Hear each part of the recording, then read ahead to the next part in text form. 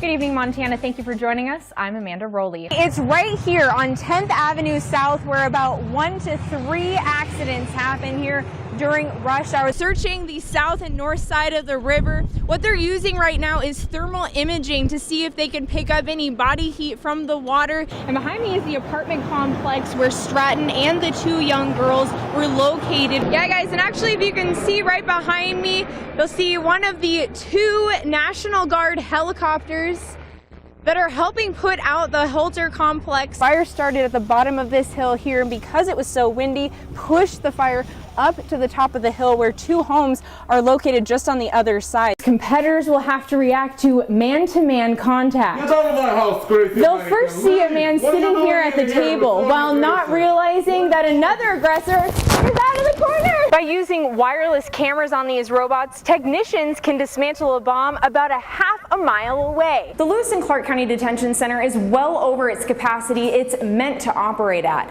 which leaves about 17 inmates forced to sleep on mats on the floor. President Obama just recently issued his proposal for the 2017 fiscal year budget. And shortly after, you began working on calling Congress to start managing wisely. And I actually challenged you guys in Great Falls to fill up one of our boxes. We came pretty close. I have to say it was really inspiring to see how many people came out and donated those toys. Today, Republican lawmakers are saying no amount of increased funding will decrease the occurrence of wildfires. It's nice to see we're finally enjoying some true fall weather. The honey business, well, it's humming. The desks here in the House of Representatives have been cleared off and cleared out because legislators thought today would be their last day. Turns out that's not the case. One of the main attractions in the Electric City is the Missouri River, but during the winter months, it can be one of the deadliest.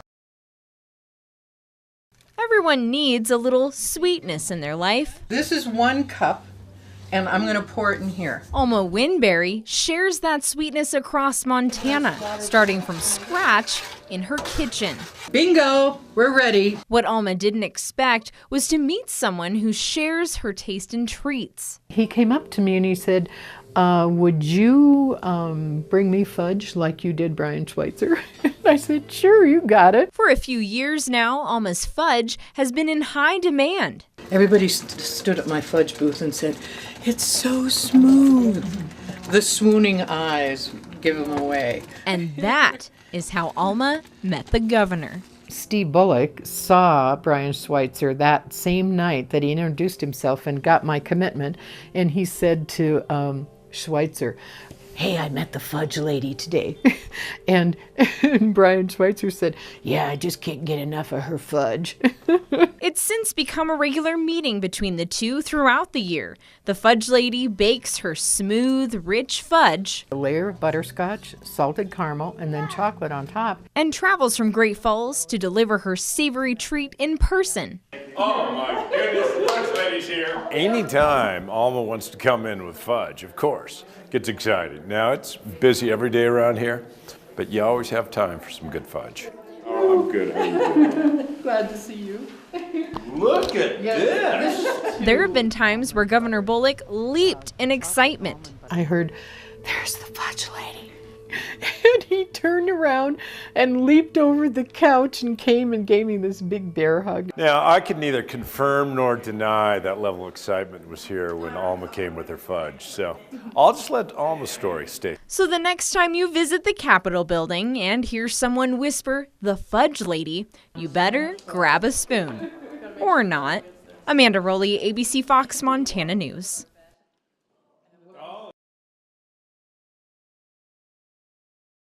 The Lewis and Clark County Detention Center is well over its capacity it's meant to operate at, which leaves about 17 inmates forced to sleep on mats on the floor. It's really uncomfortable and it makes for a lot of high tension, and just everybody seems to be really uncomfortable with the situation. In essence, we're at 137 overall today, and that's about 3 times of where we should be at today. And the facility was only designed to have 54 and operate at 43. Which means officers are constantly trying to figure out where to put the inmates while also keeping them safe. Do I put them in this hallway over here? Do I take a suicidal person out of a locked room and put them in a hallway? so that I can put someone that's fighting. Captain Jason Grimace says the overcrowding affects the safety of inmates and detention officers. I asked Sergeant Claire Swain if she feels safe working in these conditions. She says, I can't really say it's a safe environment. I'd like to. You can't walk in a pod and not have someone behind your back. I'm going back. Cramming more people into a space meant for only a handful of inmates creates obstacles for officers, especially if a situation turns violent. We're constantly having to step over obstructions that shouldn't be there.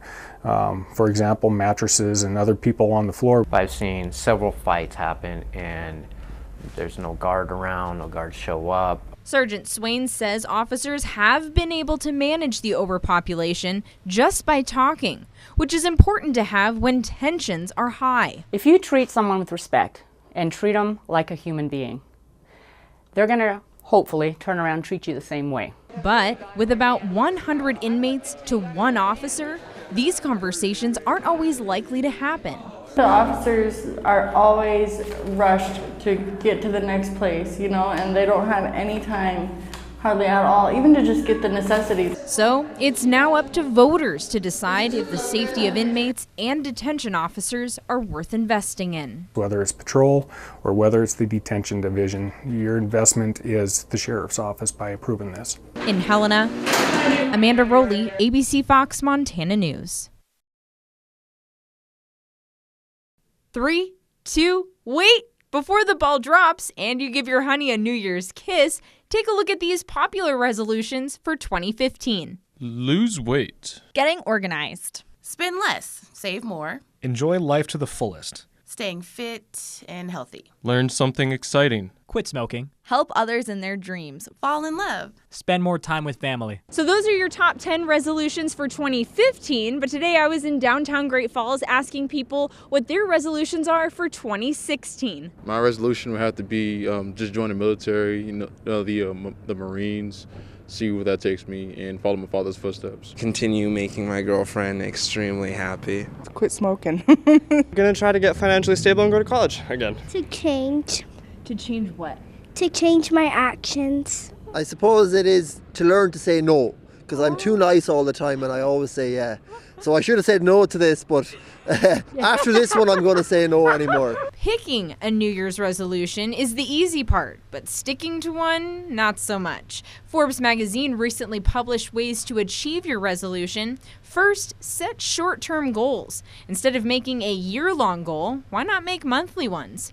You can also write down your goals and share them with a friend or two. Forbes magazine suggests doing this will hold you accountable. Okay, now let's resume that countdown. In Great Falls, Amanda Roley, ABC Fox Montana News.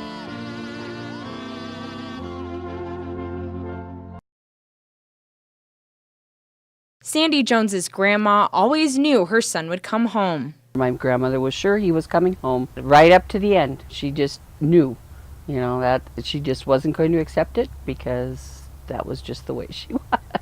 The only way Sandy came to know her uncle was through a picture hanging in her hallway. When you hear about somebody for years and years and years and you don't really know who they are, and you just want to meet them. So it's just too bad. 2 days after the attack at Pearl Harbor, First Lieutenant William Bernier joined the United States Air Force, only shortly after Sandy was born. He must have just said, I'm going. To me, he's a hero. But before he became First Lieutenant Bernier, he was Laddie. Everybody called him Laddie. I never heard anyone ever call him Bill or William. It was just Laddie. Laddie grew up on his family's ranch in Augusta, Montana. I went out to the farm in Augusta every summer. It was a nice place out there, so I kind of envy him what he could have had. He went away to study at Montana State University and wanted nothing more than to become a rancher after returning from the war. I'm sure it was absolutely what he thought of, when you're at war and you're thinking of those things. I'm sure that's what he thought of as absolute home and what he was looking forward to. First Lieutenant Bernier served as a bombardier on a 12-man crew of a B-24 Liberator bomber. His last mission would be April 10, 1944. His aircraft was shot down near Hansa Bay of Papua New Guinea. But 70 years later, Sandy's grandma was right. Laddie is coming home. I'm just so happy to be able to bring him home. I just, you know, to me that's the crowning moment. You know, I get to finish all of this and say, Grandma, I brought him home. Not quite how you might have wanted it, but, you know, that's kind of where that is.